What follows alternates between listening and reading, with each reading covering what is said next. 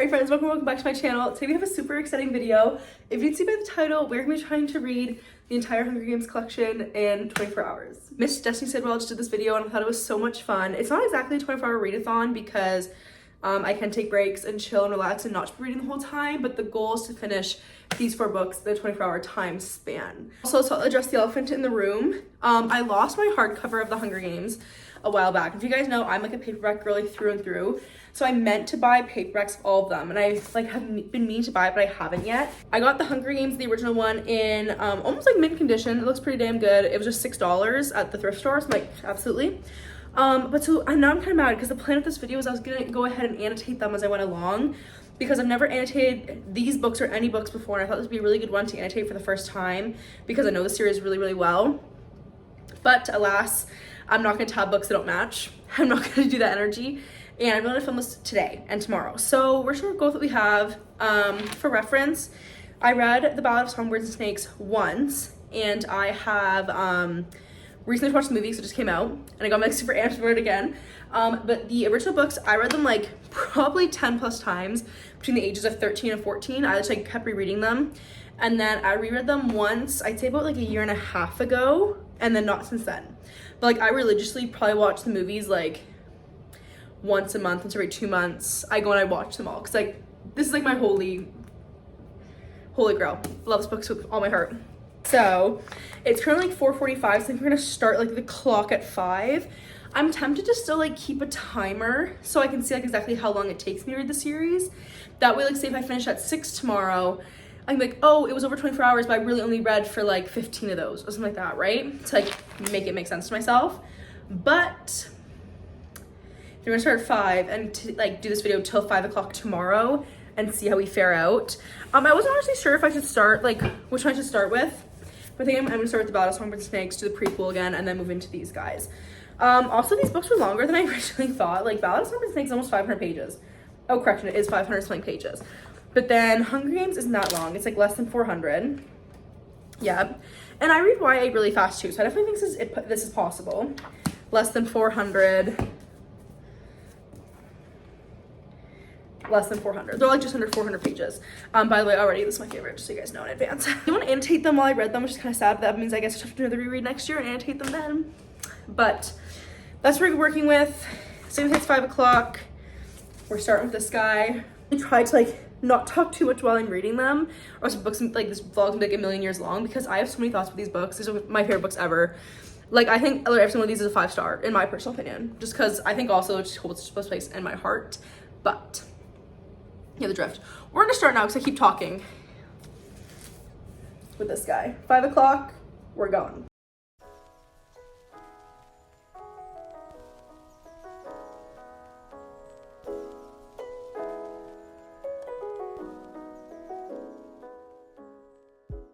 Friends, I'm in this angle, I'm really bundled up in bed. I literally, like, since watching the movie, I forgot. I'm on page 2. Okay, I'm on page 2. I feel like the movie does not do a good job of capturing like Snow's internal dialogue like from the beginning. As this man, like we're not even a full page into the book yet, and he's already talking about like selling tigress to make money. So like, it's just so funny to me. I can't. Like he literally says she's not all that. Was it tigress was no great beauty, but she had a sweetness, a vulnerability that invited abuse. Okay.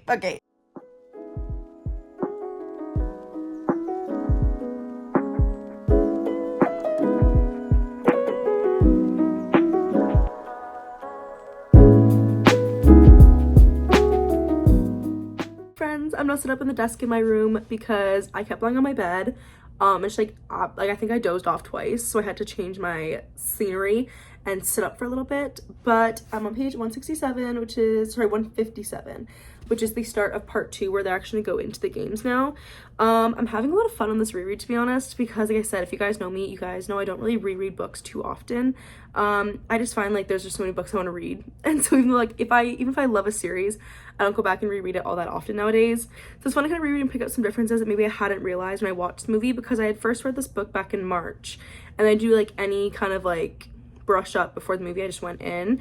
It's funny kind of seeing all the little differences and seeing like some differences in Lucy's character in the books as compared to the movie. But yeah, so we're getting into the games now, so it's gonna get good. It's just before 7. I've read 160 pages almost. But like I said, I could have read more, but like I literally kept dozing off in bed. So I'm really hoping maybe if I buckle down, I can finish this before like 9:30, 10, and then even start the Hunger Games tonight, maybe even finish, because it'd be nice to get like 2 of them out of the way before tomorrow. So we'll see, but we're a third of the way. Yeah, as I sat back down to read, I realized I haven't had any iced coffee or like coffee in general for like 2 days. That might be why I'm a little more tired. So I made myself a little iced latte. I've become the master at home coffee, to be honest. This tastes better than Starbucks, so.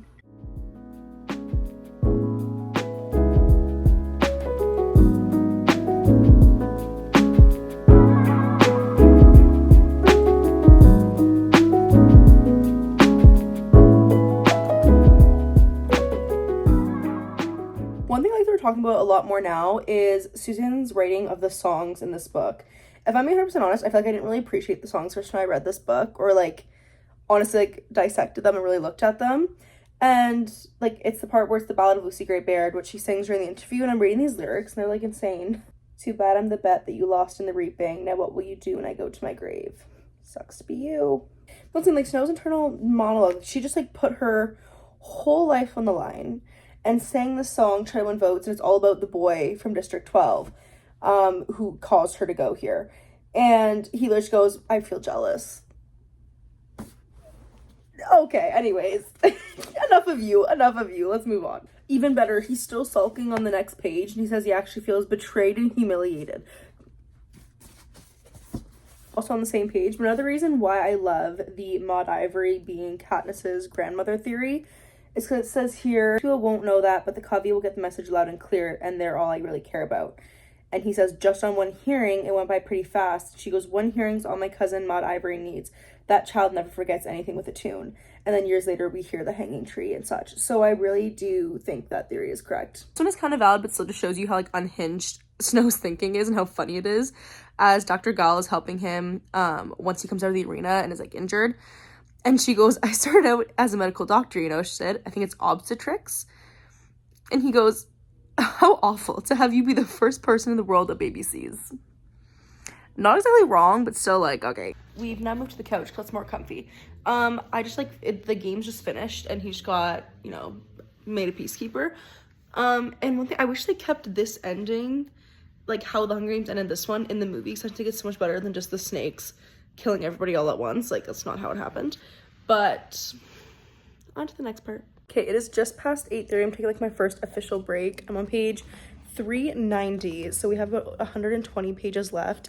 It's 8:30, so I'm reading for almost 3.5 hours straight, and I just need to take a break. I'm gonna watch some Grey's Anatomy, just like an episode, and probably make something to eat, because I realized like we had a like leper, I guess you could say, at a restaurant at like 3. But I might eat something small before bed, so I'll probably be back honestly till like 10 or later. Finish this and then definitely start Hunger Games tonight to make sure we're good for tomorrow, but yeah.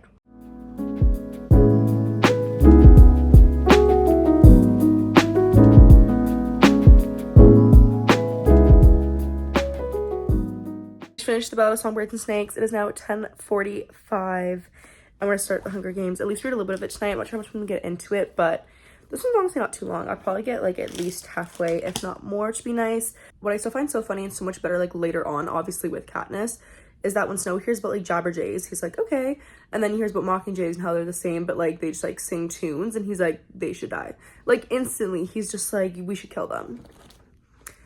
And he didn't. Look what happened. I don't like how the movie leaves out Sejanus' Ma the entire time, because I love that woman, and it is absolutely so sick how Snow goes back and like lives with them after all the events that took place, but alas. But anyways, onwards. I'm really hoping I can get at least halfway tonight. We'll see, if not further.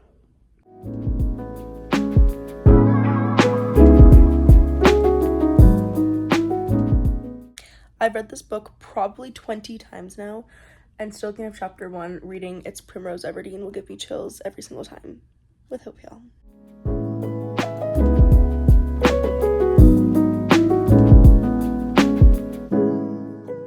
One thing I wish they didn't cut from the movies is Katniss's like personal experience with that Avox.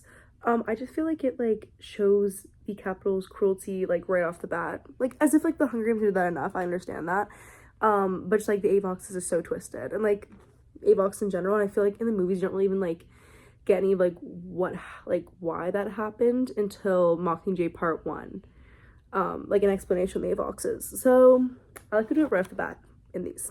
One thing I love about reading the books is seeing like how like pro Katniss and Peeta Effie was from the beginning. Like I feel like in the books it still doesn't make you feel like she's very like proper and like capital, which she is, but like when Katniss shoots the pig, like shoots the arrow at the pig when she's doing her like presentation for the game makers, Effie says, well, it serves them right. It's their job to pay attention to you, and just because you come from District 12 is no excuse to ignore you. I'm sorry, but that's what I think. And that's not what she did in the movie. And this is so much better.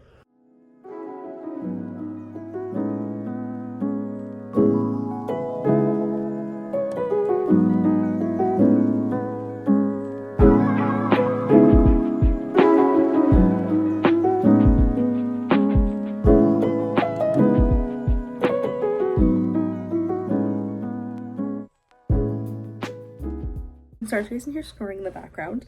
I moved back to my chair for a little bit because it is past 1 a.m. now, and I kind of really want to like finish this tonight. I have like 100 pages left. I truly believe this like series is one of like the best book to movie adaptations of all time. Like thoroughly believe that. But there's some things I'll never forgive them for cutting out. Like I don't get why they cut out District 11 gifting Katniss the bread. Like why did we cut that out? What did we gain from that? That was so good. And all of Peeta's personality. Like he is so fun and flirty in the books. It's like when Katniss finds him in the book, like first like when he's all painted by the river, he goes, "You here to finish me off, sweetheart?" And then later he goes, "Lean down a minute first. I need to tell you something. Remember, we're madly in love, so it's alright to kiss me anytime you feel like it." I feel like we don't get that at all in the movie, and I just love reading actual Peeta, you know? I miss him.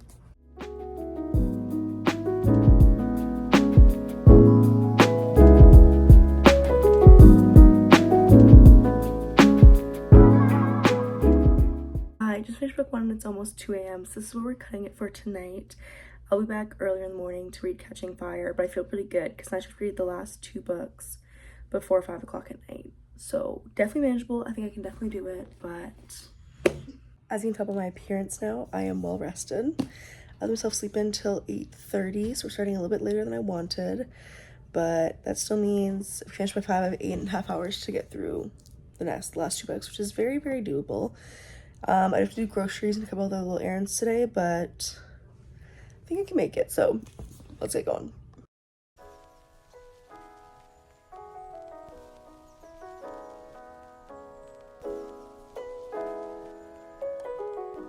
One thing I also appreciate in the books is that they actually make an effort for you to realize that these are children. I feel like in the movie sometimes like you forget how young they're actually supposed to be, but like in the beginning of Catching Fire when they're talking about like Katniss and Peeta like being together when they came back, it kept saying like how her mom was like, she's too young for a boyfriend, and just like she's 16 literally. And then even now they're talking about setting the date for the wedding, and the president says, oh, before we set a date we better clear it with Katniss's mother. Maybe if the whole country puts its mind to it we can get you married before you're 30. And she says you'll probably have to pass a new law because she is so young when this is all taking place. I feel like you forget that, especially in Catching Fire. I forget how young they are all the time, and I feel like the books do a way better job of like putting their age actually into perspective, so you can see how like truly terrible this stuff all is, you know? When they're talking about their nightmares, she says, you should wake me, and he says, it's not necessary, my nightmares are usually about losing you. He says, I'm okay once I realize you're there.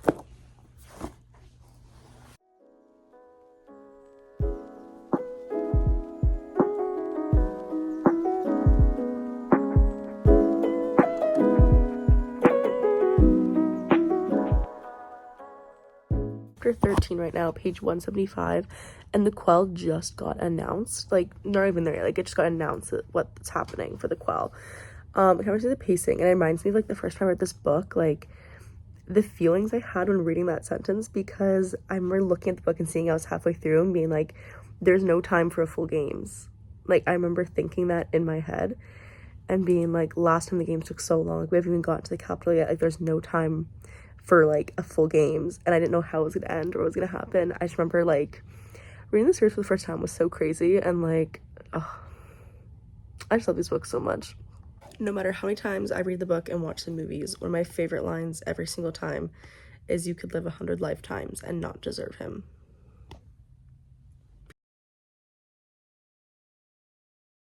This is what I mean by the A boxes. Like, I don't know why they left this all out, because obviously she gets back to the capital and she has the same A box as last year, which is the one girl that she knew. And then their other new A box is Darius, who was one of the peacekeepers back in 12. And clearly they did that to like mess with Katniss mentally. And they don't put it in the movies at all. And it's just like important element of the story. And I'm like, why is it missing? They were talking about their like one-on-one sessions with like the game makers where they score them, and they're all getting mad at Peeta for painting a picture of Rue. Then Katniss just goes, "I guess this is a bad time to mention I hung a dummy and painted Sneca Crane's name on it." I love her. Peeta just dropping like a baby bomb on the Capitol mid-interview is just like still like one of the most iconic parts of this entire series. Like, imagine 13-year-old Angel reading this for the first time and looking at this left of the book, 120 pages, and being like, that's not enough time. I literally thought they were going to leave us like in the middle of the games and like make me wait a year for the answers. Obviously I didn't know what was going to happen, but this is like so nostalgic.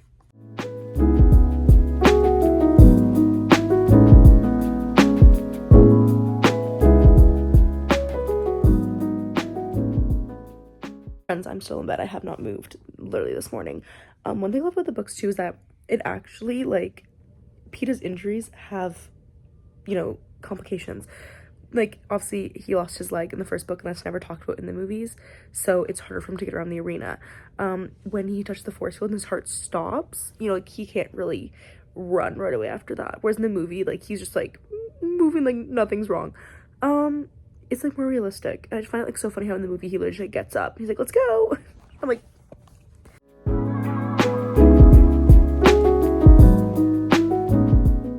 I'm making really good time so far. I just finished Catching Fire and we're gonna go right into Mockingjay. It is noon now, just before, and so I'm definitely making good time. I do have to get groceries though, and typically we do groceries around this time or like 2 o'clock, so we'll see when I do those. Because I'm finishing this book before 5. I'm gonna finish this challenge. Because yeah, this one's under 400 pages too, so I can probably read this in like 3 to 4 hours. So, let's get going.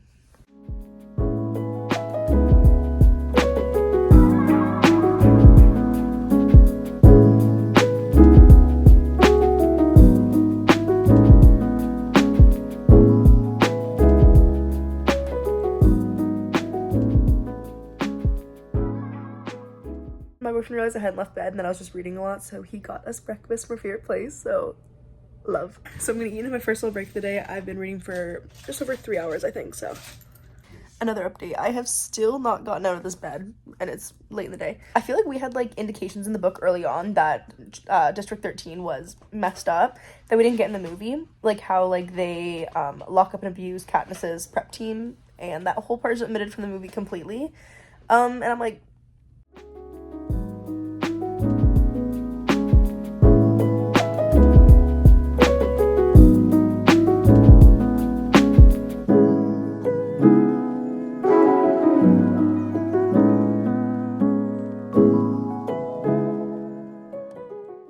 it's just past 1:30. I'm now at page 204, which means we're over halfway.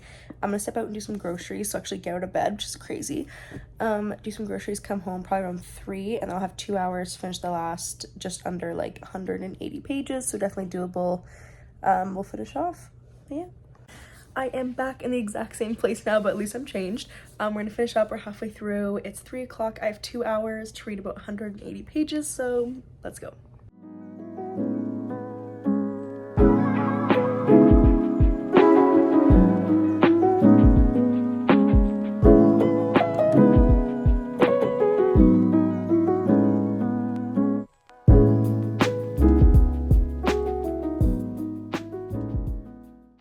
One thing that'll always get me is when Katniss and Peeta are talking and they're first playing that game of real or not real, and she just keeps talking and she says, you're a painter, you're a baker, you like to sleep with the windows open, you never take sugar in your tea, and you always double knot your shoelaces.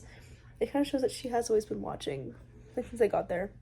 The saying, stay with me always, will forever be one of my favorite sayings from a book ever. One of the most romantic things I've read in my entire life, without fail. The movies do win for me is that they actually include Effie in like the last 2 movies, whereas like in the actual book we have like 30 pages left now and she just made her first appearance. So we had a completely Effie-less book, which really was sad.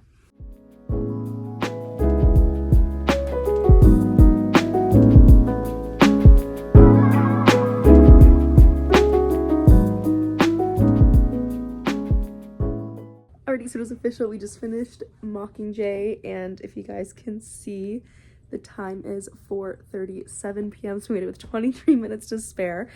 So in a span of 24 hours, I have read the entire Hunger Games collection.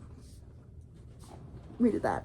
Like, so for these are my favorite books of all time. Like, I think it's probably the most nostalgic series for me ever. They have my entire heart. This whole series is like a 5-star series in my personal opinion. So like going back and reading it was just so much fun. But yeah, thanks for watching. Hope you guys enjoyed the video. Don't forget to like, comment, and subscribe if you did. I'm also on TikTok at Angel's Book Corner, and I'll see you in my next video. Bye.